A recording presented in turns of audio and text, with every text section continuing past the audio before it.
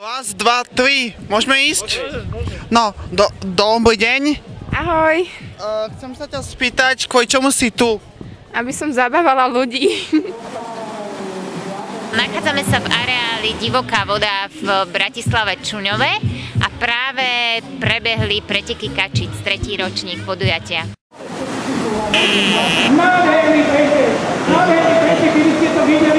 Myslím si, že sme zažili úplne celú škálu počasia. Prišli sme ráno, bola zima, mrholilo, potom bol veľký lejak, ale ako teraz môžeme vidieť, tak svieti krásne slnko a cítime sa ako v lete. Tak sa z toho veľmi tešíme.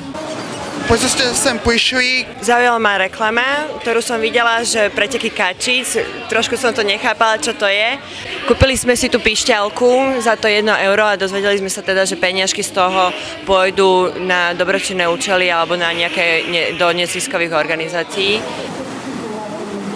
Videli sme, že bol tu željav. Môžem mi vysvetliť, odkiaľ to začalo a ukážete, že odkiaľ? Jasné, no tak asi úplne najdôležitejšie bolo vymyslieť tie preteky, osloviť tých dobrých ľudí, aby darovali pre niektoré neziskové organizácie. Takýmto spôsobom sa nám vyskytla tu zrazu obrovitánska kopa umelých žltých kačíc. 3, 2, 1, 1412 kačíc ide do vodou. Koľko trvá kačiciam do cieľa?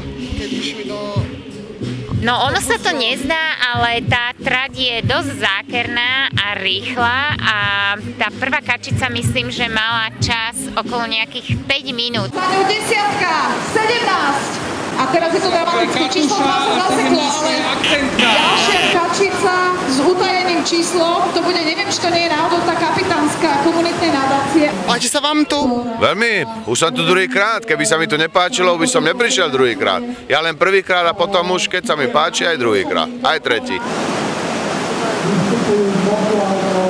Môžete mi povedať, komunitná nadácia Bratislava, čo to znamená? Je to nezisková organizácia, ktorá sa snaží nejakým spôsobom poskytnúť ľuďom netradičné možnosti darovania tak, aby niekoho podporili, ale nielen tak darovali peniažky, ale aby sa aj zaujímali, na čo sa tie peniažky použijú a aby mali niekedy aj k tomu zábavu ako dnes.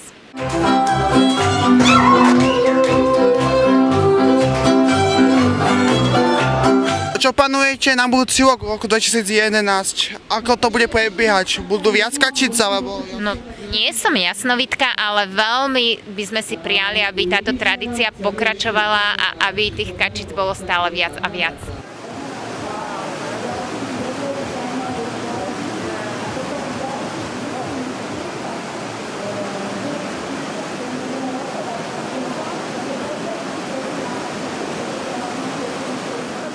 Ďakujem ti za rozhovor.